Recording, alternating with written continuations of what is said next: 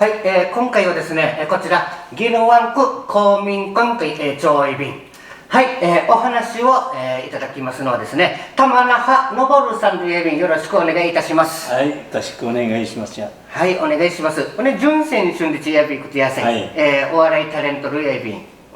しまくとばちかって、お笑いそういうびくてやさい、うひはやびでは認知中心わけびくと、しまくとばししまびんどさい。はい、ありがとう。よろしくお願いします。よろしくお願いします。はい、玉那覇さんはですね、もともとずっと宜野湾のご出身ですか、大生まれも。はい、そうなんです。ずっと先祖代々、宜野湾に住み着いているものです。あ、そうなんですね。この戦争の、時期っていうのは、年いくつやいびてですね。8歳ですね。8歳。はい。8歳にして小学校2年し小学校の2年にね、上がったばかりでした。上がったばかりだったんですね。はあ。で、この戦争が始まる前なんですけども、どんな感じの、町でしたか？はい。あざぎの湾はですね、あざぎの湾なんですね。昔はね、宜野湾村あざぎの湾といって、宜野湾村の中心地でしたね。で、後で詳しく地図で説明したいと思いますが。地図もあるんですね。で、村はもう村の役場も宜野湾にありましたし、郵便局もありましたしね。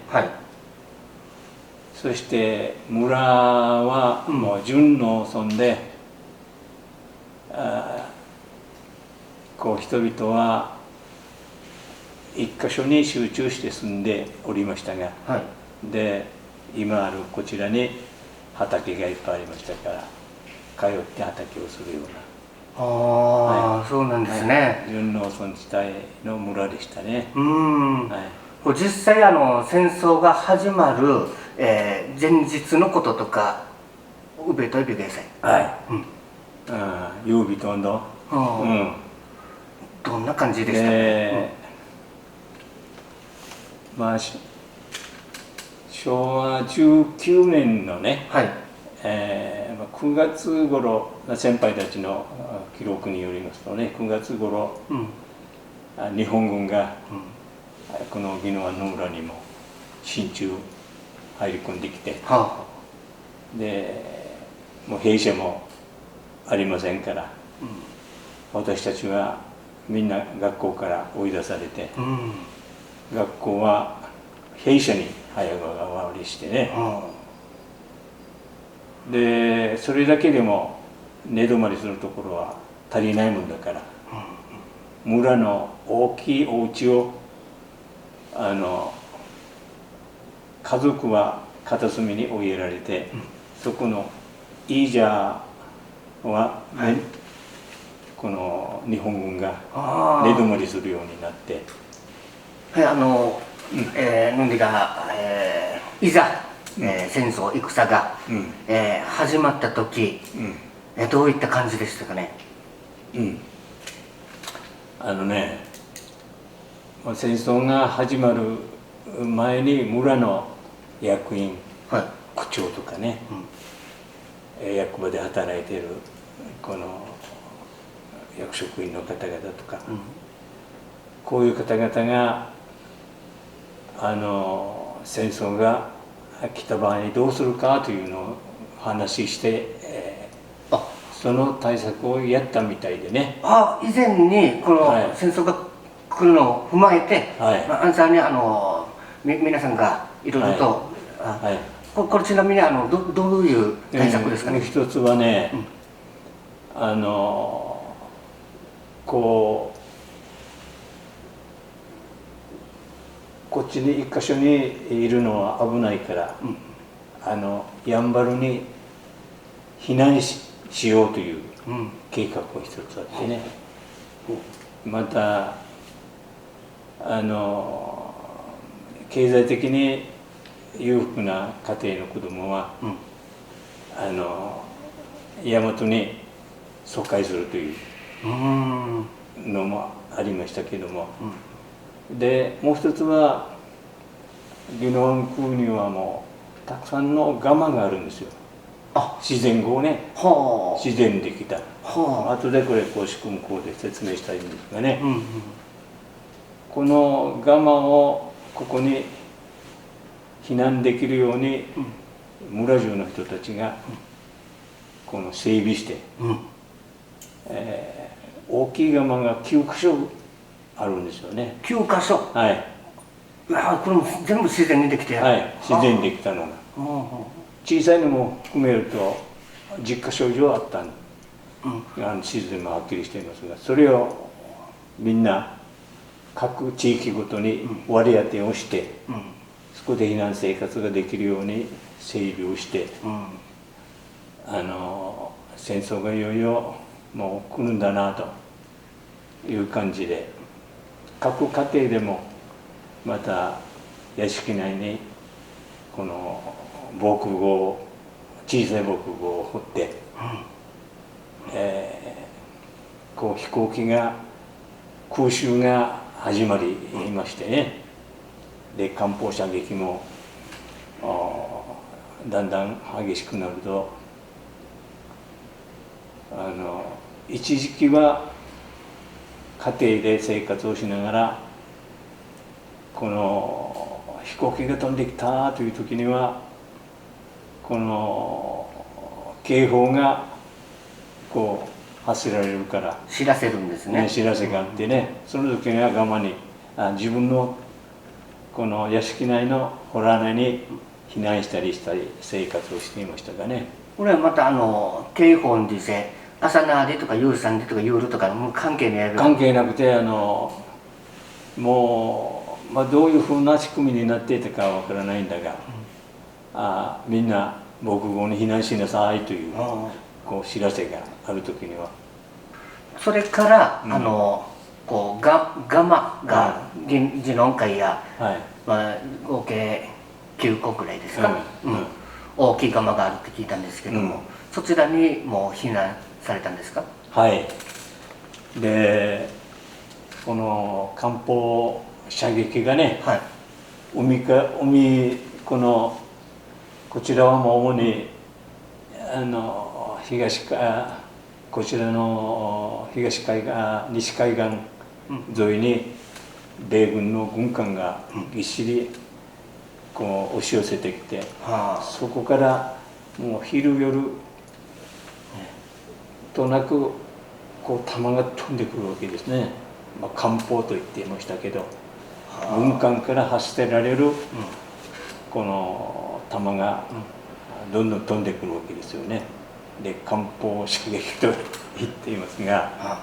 これが激しくなって、も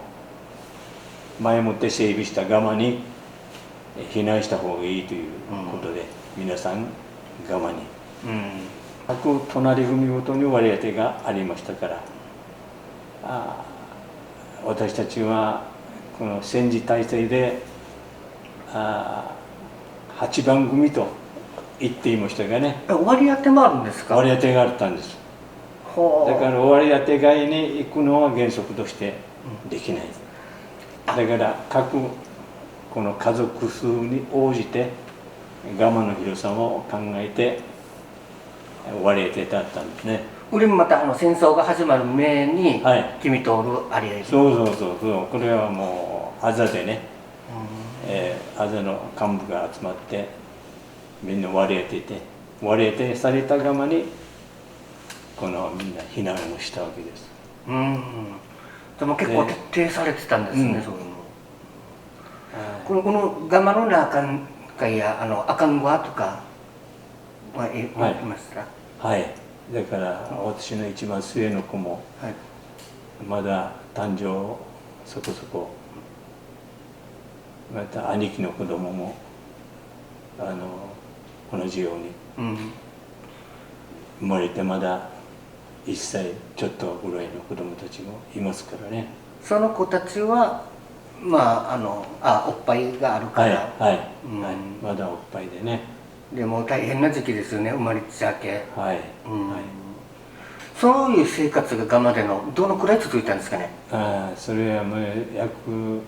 2週間ぐらいね。2週間ぐらい、はい、でもう全く出られない状況はね。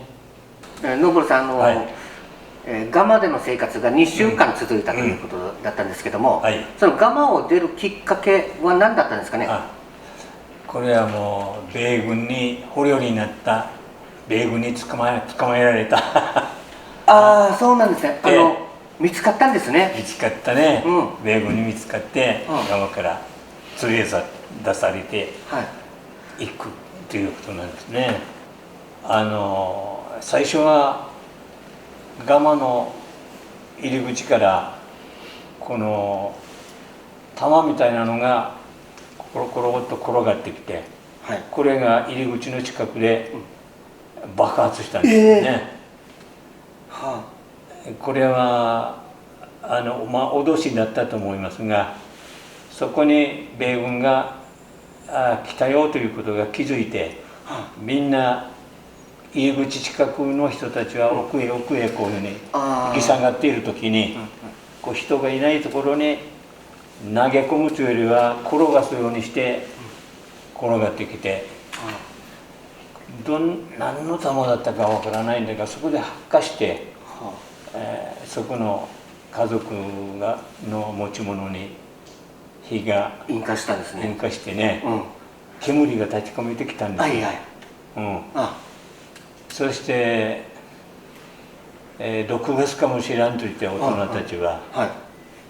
みんなタオルを濡らして、こう鼻に押し当てておけと言われて、もう息ができない状況、そういうふうに言われたのを覚えていますね。しばらくすると、このさっき言ったイーチミというところから入ってきて、で一人一人と電灯で顔を確かめながら、怖い。それで一人は銃を構えて来るんですよね。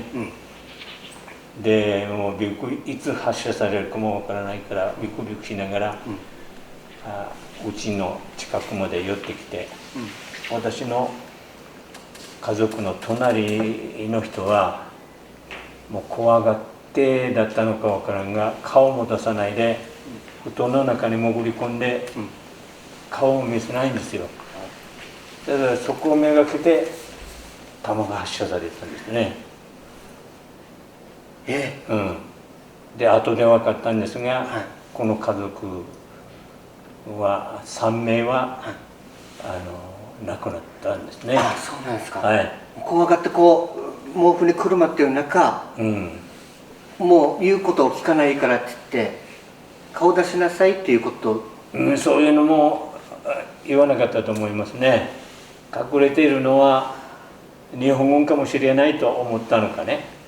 言葉は全くありません。そういう不審なものはもうぶち殺すという、この軍人のあれじゃないですかね。それが、住民さんだったってことですね。そうなんですね。怖かったですね。後でね、戦後この遺骨を取りに行った家族の話によると、この一人は頭に穴が開いていたということも話しておりましたね。もう一つはね、青年2人がこの入り口のところにこう駆け上がっていく、逃げるつもりだったと思いますがね、駆け上がっていくのが見えたんですが、と思うともう弾が発射されて、2人とも転がり落ちてきて、その中の前になった人は死んで、後ろになった人は2人ともこういうふうに転がってきて、そのまま重なるように転がって、こう動かないから、それ以上は弾を発射してないんですが、一人は助かったみたいです、後でね。そうなんですね。でそこで女の人をこう無理やり手を捕まえて引っ張り出して行くのが見えたんですよね。これは女の人だったんですね。一人連れ出されていって、外に。しばらくするとこの女の人が戻ってきて、戻ってこられた。でガマの入り口でつぶやくがいて、二世がいて、この人が言っていることを言うには米軍は殺しはしないからみんなガマから出なさいと言っているよと。でそれでみんな動揺していたけども、もう赤がインチ死ぬ知るましやると、こういうふうにずっと暗い中で生活しているから、太陽の光を浴びながらね、外に出て死ぬんだったら死んでもいいと大人たちはそういうふうに思ったみたいですね。それで出ようということになって、みんな何も持たないで出なさいと言っていると。で無言のままこうガマの外に出て黙々ともう歩かされて、そこで保護されたってことですね。ガマでね。皆さん。でこの保護されてからはどこに連れて行かれたんですか。でしばらくまた歩かされて、野岳、今の宜野湾市役所の市役所のあるところですね。でそこ野岳行く旧あざの屋敷がいっぱい残っていて、そこに連れて行かれて、そこに行ったらもうたくさんのこの避難民がこうぎっしりこう生活というのを押し込められているんですね。どんな様子でしたか、この収容所自体は。収容所はもうのだけではあれですね、こう飲み食いするだけで精一杯で、みんなこの戦々恐々ではありましたね。しかし先に捕虜になった人たちが元気でいるから、殺しはしないんだなというのを改めてそこで分かって安心をしていましたね。そうですか。やはりこの他のご家族さんっていうのは皆さんの何事もなくそのまま生き延びたんですかね。いや、こういうのがありましたね。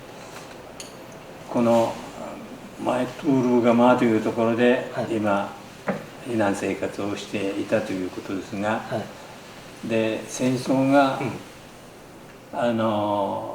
もう終わると、軍人同士の戦いが終わると、宜野湾各地域に避難民はみんな分散して移動するようになったんですね。で宜野湾市民も宜野湾にこういうふうに帰ってきて、今の普天間小学校、普天間高校、ここを中心にして宜野湾市の人たちはみんな米軍やあるいはこの先発隊といって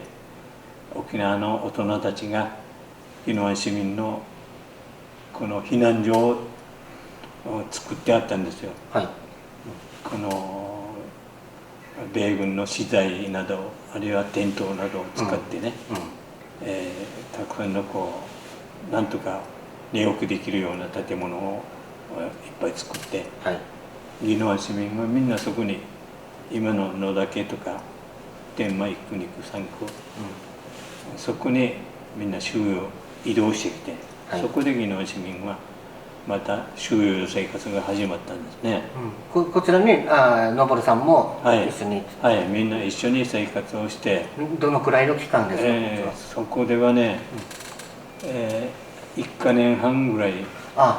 1か年半。はい。そのから、2か年にかけてね、そこで復転までの生活が、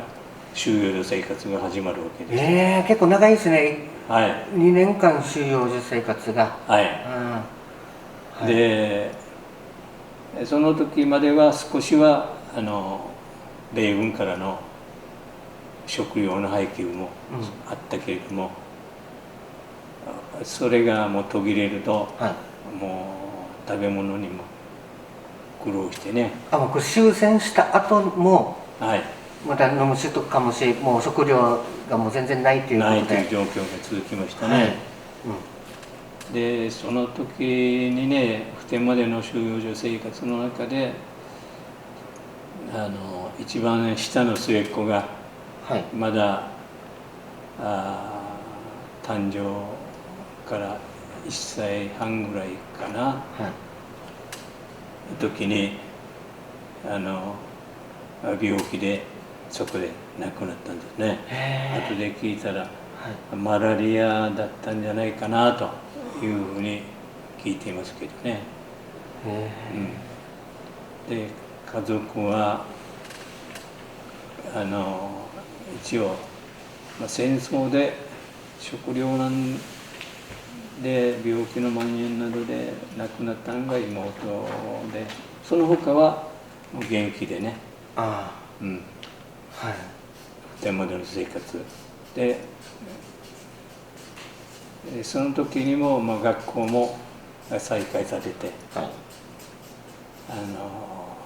米軍の兵舎を移築したこのかまぼこ型のコンセットという兵舎がありましたがね、それを移築したところで僕らは勉強しましたがね。これ上は聞きにくいところはあるんですけど、この妹さんが実際お亡くなりになった時、どういう心境でしたかね？もうその時はね、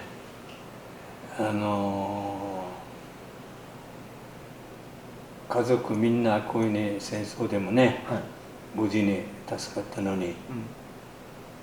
ここに来てこの病気で亡くなるということは、もう一人のね、一番かわいい小さい赤ちゃんが、亡くなったことについてはもうとても家族みんなしょんぼりして、で親戚のあの時はもうお葬式とかそういうのもありませんから、できない状況、できない状況だからね、大変悲しい思いをしたのを覚えていますね。ご健在です、もしでしたらもう今もまだ全然お若くっていう感じではあるんですね。沖縄戦も終わり、ようやく平和な世の中になると思っていた昇さん。しかし収容所からふるさとに戻っても苦労は絶えませんでした。画面転換しましたけどもね、このまぎまぎの地図もちょいびしこれ、昇さん何ですかね？これはね、あざぎの湾の戦争前の住宅の配置図ですね。この細かく書かれてるのは全部お家が並んでるんですね。お家ですね。お家、屋敷ごとにね。これはもう先輩たちが元気な時に細かくそのお家の建物の配置とか、そしてここに豚小屋があった、ここに井戸があったというのを全部聞き取りをして、これを地図に表したものですね。すごいですね。これ全部手書きっぽいですよね。これはパソコンでね、パソコンですか？やって作ったものですけれども、はい、ここはもう収容所から、自分の村に帰るとなると、先ほどお話ししてましたね、この収容所からまた自分たち収容所生活が終わった後に自分の村に帰る。であざぎの湾の場合には、もうこれは飛行場になってしまって、お家は普天間基地ですね。ここ普天間基地、これは境目ですね。なるほど。普天間基地と現在の境目ですね。じゃあこっち全部集落あったもの、お家とかが帰ったらもう全部なくなってたんですか？もう飛行場になっていたわけです。それから普天間飛行場ね。それで帰る場所がもうないから。そうですね。で他の村が残っているところは、建物はもう焼き払われているけれども、自分の屋敷は残っているから、そこに帰る人たちもいたが、宜野湾、あざぎの湾の場合はだいぶ遅れて、移住する場所がこちらが、この普天間基地に取られないこの畑、この畑にもう移住するしかなかったわけですね。これ新しくこう櫓小屋とか建てるのから始まったんですか？もうゼロからのスタートですよ。戦争がね、いざ終戦したとしても、もうすぐこう、平和ではないですけども、まだまだ続くってことですね。大変なことは。もう暮らしはね、住むお家もないですね。でそこに250世帯ぐらいのこうお家を建てなきゃならない、これはもう材料もない、でそれもかき集めて、掘ったて小屋みたいにこっちに作っていったんですが、これはもうドゥーナの土地とかそういうの何も一切関係なくですか？関係ない。これ一からですから、もうみんな息がんちゃーとか集まって、これがどこが誰のものとかでもなくて、みんな共同作業。もうみんな割り当てをしてね。大変ですね。もう急にこう行ったらもう自分たちのドゥーナタイヤがムルネーラになってからなくなって、また一から作ろうってなったら、普通だったらもう気が抜けますけどね。今の宜野湾も先輩たちが一から作り上げてきたものなんだよと教えてくれた昇さん。最後に子供たちへメッセージを残してくれました。じゃあ本当にこの戦争体験で戦後の生活、これまでの流れ話はしましたが、もっともっと話したいことはいっぱいありますが、もう時間がありませんので、これで今日は打ち切りですが、もう一つね、最後に言いたいことは、この食料難のことについてはね、触れようと思っていたんだが、食べ物には戦後大変こうひもじい思いをしたことをね、お伝えしたいと思います。収容所で、あるいはこっちに新しい村に避難してきてからも、食べ物には大変苦労しましたね。で主食はやっぱり、さつまいもです、沖縄の。で米のご飯はめったに食べられない。それでひどい場合には収容所での生活はこの脂肪分、油もありませんから、こうエンジンに使うオイル、植物油で作ったオイルがたまたまあって、そのオイルで天ぷらを作って、食べたこともありました。この戦争は全てのものをこう破壊し尽くす、壊してしまう、何もこの戦争によって売るものは何もありませんね。